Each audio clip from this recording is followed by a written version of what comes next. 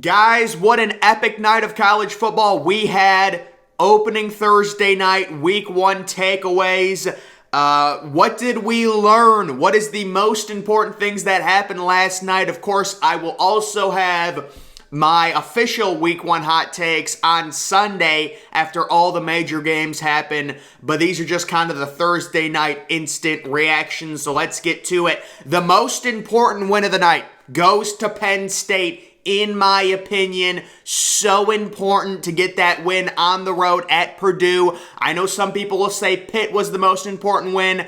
I don't think Pitt's going to do much this season, but Penn State, a team that has the ability to possibly sneak in to a New Year's Six game, you got to win this game. You got to beat Purdue. It's a tough situation on the road opening Thursday night, but they get it done. They did get a little bit of help, and I'll be honest with you guys, Penn State's running game is cause for concern. They averaged around 3 yards per carry. They were under 100 yards. You know, Sean Clifford, he is what he is at this point. Inconsistent passer, but he does have veteran experience, and they do have some playmakers on that offense. It'll be interesting if Sean Clifford does struggle throughout the season. Will they switch to the true freshman superstar, Drew Aller, who was the number 3 overall player in the class of 2022? That will be, something to watch. But yeah, Penn State, if they want to win 9 or 10 games, you got to win that game against Purdue. In my opinion, they had the most important win of the night. And again, it's a tough situation traveling to West Lafayette week 1 Thursday night. Tough place to play. You're facing a veteran, good quarterback in Aiden O'Connell. They get it done. That is the most important win. Number 2, the Pitt-West Virginia game proves why we need the 12-team playoff. Guys, let me explain. When it comes to the 12-team playoff, these type of non-conference games are being discouraged with the 4-team playoff format. Look at the University of Michigan. That's the number 1 example. We have a 4-team playoff, meaning if you lose 2 games, you're automatically eliminated. Michigan, knowing this, they understand that they're probably going to lose to Ohio State at the end of the regular season, or at least it's going to be a very tough game. So now Michigan says, let's reassess how we schedule our non-conference games, and you take a look at their non-conference schedule this year, it's a joke because they know if they lose more than 1 game, they're completely out of the 4-team playoff. If you expand the playoff to 12 teams, you allow teams to have a room for error. Now they could lose 2 games and still get into the playoffs. It allows for more aggressive non-conference scheduling, and we get more games like this. Last night's Pitt-West Virginia game, we should be seeing that every year. They set an attendance record at Heinz Field, an NFL stadium that basically just completely turned into a college stadium last night. I've never heard it that loud for a Pittsburgh game. Unbelievable. If you're looking at the future of college football, we want more of that. We want more aggressive non-conference scheduling, and the 12-team playoff will allow that because now teams aren't scared about losing a non-conference game that could potentially ruin their season. It will give teams room for error, and it will allow us more great non-conference matchups. Last night, perfect example. Games like that should be happening routinely throughout the first 3 weeks of the season. We shouldn't be seeing Utah State at Alabama, where Alabama's a 41-point favorite. How about Arkansas State at Ohio State week 2? Ohio State's probably going to be a 48-point favorite. These are the games we need to see, and the 12-team playoff will enable teams to schedule more aggressively because even if you lose one of those games, you can still make the playoffs with 2 losses. That's another reason we need the 12-team playoff, and I think we're going to get it today, hopefully. Number 3, FIU. Shout out to FIU. Is the worst Power 5 team? Question mark, because there are certainly a few big candidates for being the worst Power 5 team. You've got Hawaii. You've got New Mexico State, who scored 0 points last night. You've got Akron, who barely beat St. Francis, PA But FIU, they came back and beat Bryant barely in overtime. They might actually be the worst team in Power 5 football. Again, it's an interesting battle. You also throw in UConn, right? So there are some really, really, really bad FBS teams, and it is interesting. Is FIU the worst FBS team? They're certainly in the running after their performance coming back to beat Bryant, the FCS school, 38-37 in overtime. Number 4, Tennessee is fun. So last night, Tennessee annihilated Ball State. I believe they were 30-something point favorites. They covered the spread. They ended up beating Ball State extremely handily, dropping a 50-burger. And guys, if you're a Tennessee fan, you know, it is Ball State, it's whatever. You've got to be extremely excited. I mean, you did what a good team is supposed to do to a MAC school. It wasn't close. It was a total mismatch. And for Tennessee, that's a major improvement in my eyes.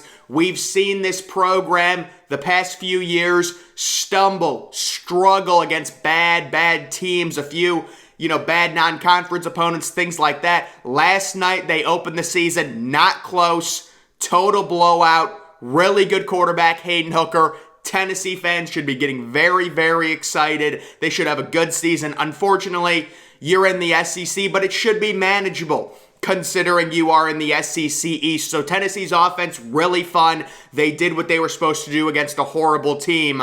That is an improvement, and it looks like Tennessee is building something. Number 5, Wake Forest needs Sam Hartman. So last night, Wake Forest's offense looked really uninspiring against a horrible FCS VMI team.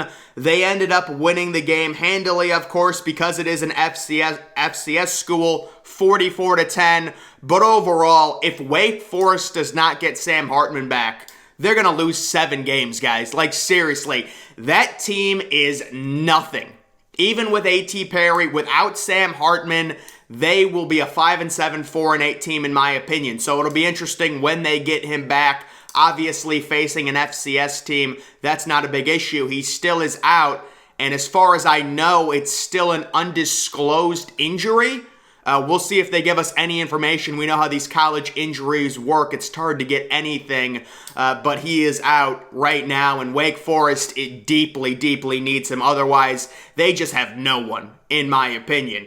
Number 6, Purdue blows a major opportunity. So, guys, to me, the Purdue-Penn State game last night for Purdue, it's the difference between having a 9-3, 8-4 type season and a 6-6, 5-7 type season.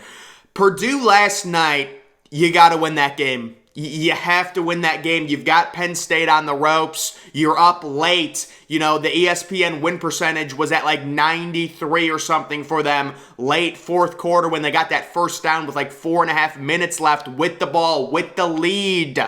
You have to hang on at home. Night game. That is a major swing game for Purdue this season. Penn State, that is a tough opponent. If you win that game, being in your division in the West, you guarantee 7 or 8 wins easily. Now you start 0-1, you cough up the lead, the poor clock management. Wow, that is a huge swing. It's like the difference between maybe getting to 9 or 10 wins and being a 6-6 team. Aiden O'Connell, great veteran quarterback. They're going to beat teams in the West because they can score points. Could you imagine if they still had Milton Wright?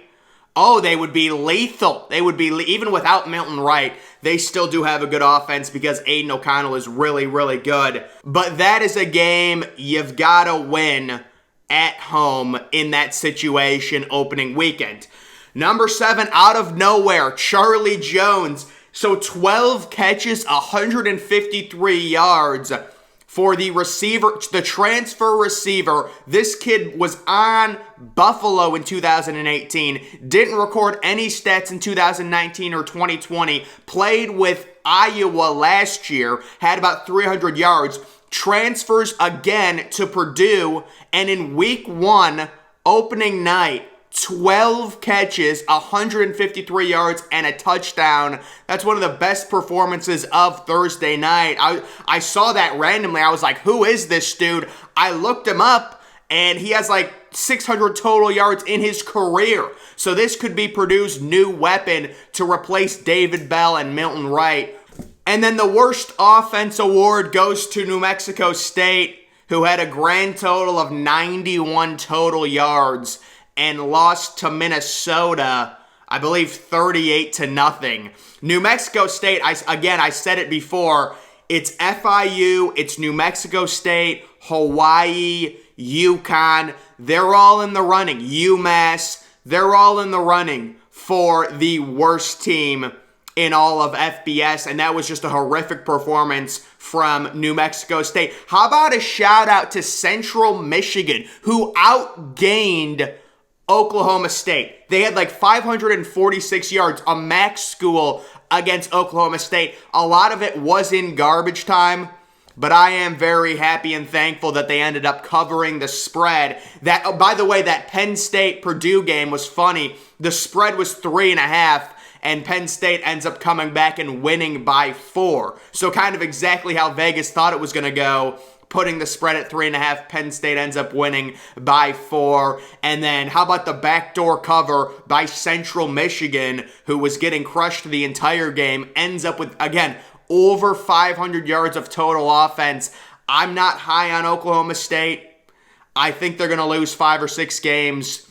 That was not a good defensive performance, although you could say a lot of it was coming in garbage time. Still, in my opinion, that is cause for concern. But overall, the worst offense, New Mexico State. I believe they had a total of 6 first downs. They had 40 yards in total penalties, 91 total yards in the game against Minnesota. And by the way, Minnesota does not look explosive at all in that offense. Facing a horrible... You got to score 50 on that team. I'm sorry, you do. But maybe Minnesota, because they're in the Big Ten West, they've got a veteran quarterback, they've got a superstar running back, maybe they can do just enough to get to the Big Ten championship game, lean on their experience. We will see. But guys, the overall biggest takeaways last night, Penn State getting the most important win of the night, because I don't think Pitt's going to be that great. I know the Pitt-West Virginia game was an unbelievable game. That is why we need the 12-team playoffs, so it will entice teams to schedule these type of non-conference games without the fear that a team like Michigan has, to where if we lose one non-conference game, our season is basically over, because we've got Penn State in the regular season. We've got Ohio State at the end of the regular season. This will allow teams to schedule more freely in the non-conference, in my opinion. That is another reason why we need the 12-team playoff. But guys, those were just my major takeaways. I will have more huge hot takes coming on Sunday, probably after the major Week 1 matchups that happen tomorrow. We should see some unbelievable football. But guys, that is going to do it for this video. Make sure you are following me on Twitter. Link to that's always in the description. I'm, of course, the Depressed Ginger. Thank you for watching.